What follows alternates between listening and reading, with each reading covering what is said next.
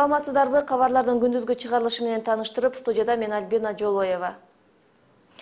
Сузак районунун Сузак айылынын 53 жаштагы тургуну адам өлтүрүүгө шектелип кармалды. Аны аталган райондун ички иштер башкармалыгынын кызматкерлери 11 апрель күнү колго түшүрүшкөн. Тергөө учурунда шектүү жаран кылмыш кылганы боюнча көрсөтмө берип, кылмыштын мойнуна алган. Жалал Абад милициясынан билдиришкендей, ушул жылдын 10 апрель күнү Инаят Сүйөрова аттуу жаран үйүнөн чыгып кеткен боюнча кайрылган эмес. Кармалган жаран ошол аялды автоунаасынын ичинде өлтүргөнүн айткан. Унааны текшерген учурда ичинен кылмышка тиешелүү издер табылган. Сүйөрованын денеси соттук медициналык экспертизага, ал эми окуя болгон жерден алынган далил буюмдар соттук биологиялык экспертизага жиберилген. Аталган факт боюнча кылмыш жаза кодексинин 92-беренесинин 2-бөлүмүнө ылайык кылмыш иши козголду.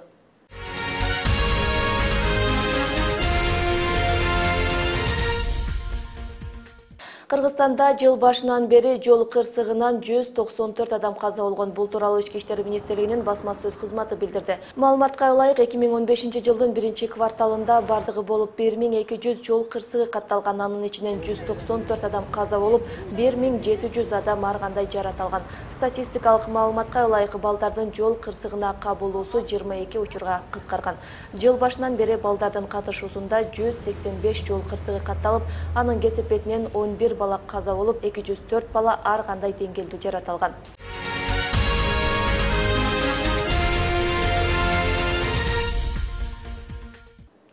Жалал Абад шаарында жайгашкан Түштүк регионалдык жүрөк кан тамырлар илимий изилдөө борборунун дарыгерлер тобу облустагы мектептерди кыдырып, окуучулар менен катар айыл тургундарынын акысыз медициналык кароодон өткөрүүдө.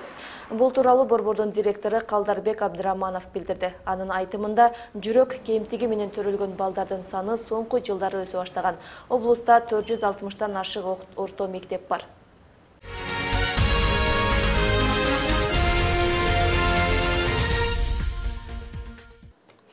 Ош шаарындагы айрым мектептерде чыгуу жана кирүү жараяндарындагы коңгуроонун ордуна кыргыз күйлөрүн кое баштады. Мындай өзгөчөлүктү 2012 жылы номер 52 мектеп баштаган. Учурда 3 мектепте комуз күйлөрү жаңырууда. Ош шаардык билим берүү башкармалыгы бардык мектептерге жайылтууну көздөп жатат. Кененирээк Адина Досумбетованын сюжети.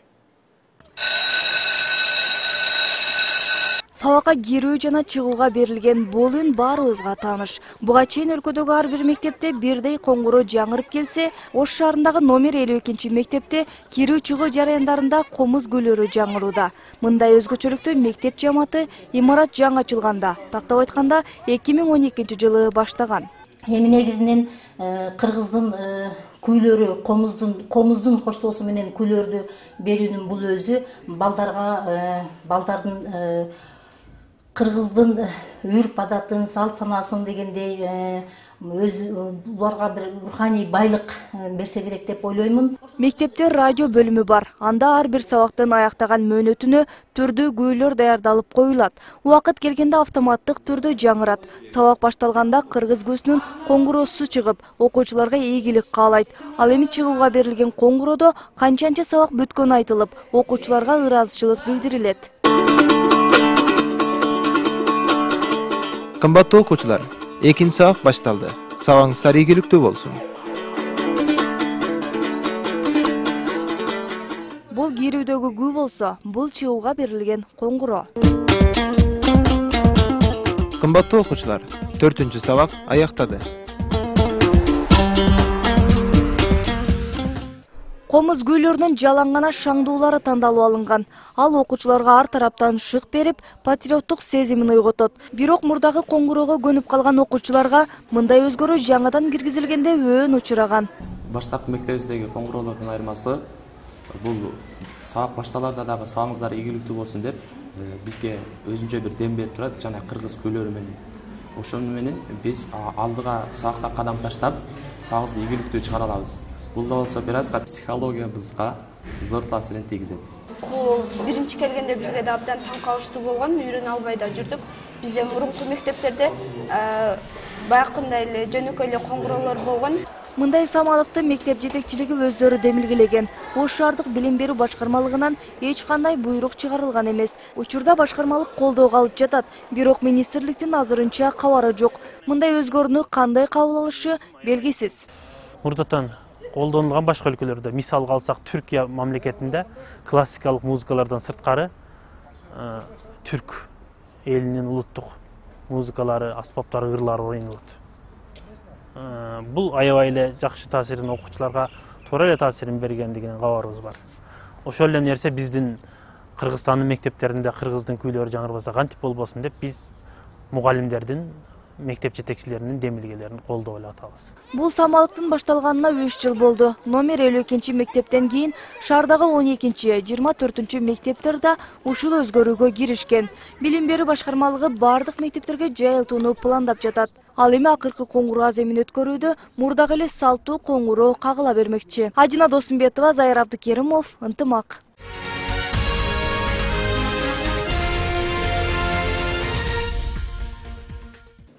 Бишкек шаардык башкы архитектура мекемеси каладагы мыйзамсыз курулуштарга рейд жүргүзөт. Текшерүү бүгүн уюштурулаарын аталган башкармалыктан билдиришти. Маалыматка ылайык, соңку кездери тийиштүү документтерди албай туруп имарат кургандар көбөйдү.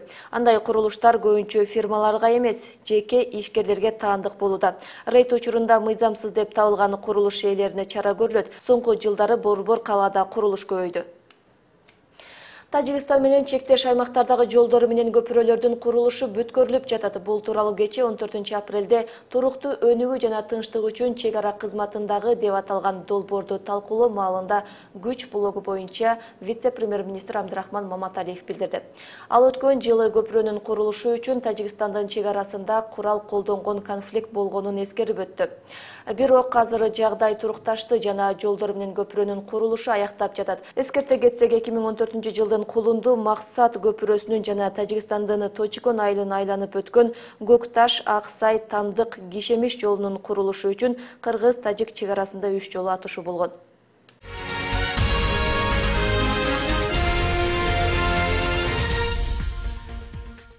Нөшөр жаанга байланыштуу Кыргызстандын тоолуу аймактарында 15-16 апрель күндөрү сел жүрөт. Ошондой эле Бишкек-Ош, Алабуга, Канышкыя, Уна жолдорунда кар көчкү коркунучу бар. Бул тууралуу өзгөчө кырдаалдары министрлиги кабарлады. Алдыдагы 2 күндө өлкө аймагында маал-маалы менен жаан жаап, тоолуу райондордо кар, айрым жерлерде катуу жаан-чачын болот. Кээ бир райондордо батыштан соккон шамалдын ылдамдыгы секундасына 22 метрге чейин жетет. Сиздер акыркы сааттарга алынган жаңылыктар менен тааныштыңыздар. Ушул эле маалыматтар биздин сайтка да жайгаштырылат. Ал үчүн Ынтымак Чекит Кейжи сайтына баш багууга чакырам.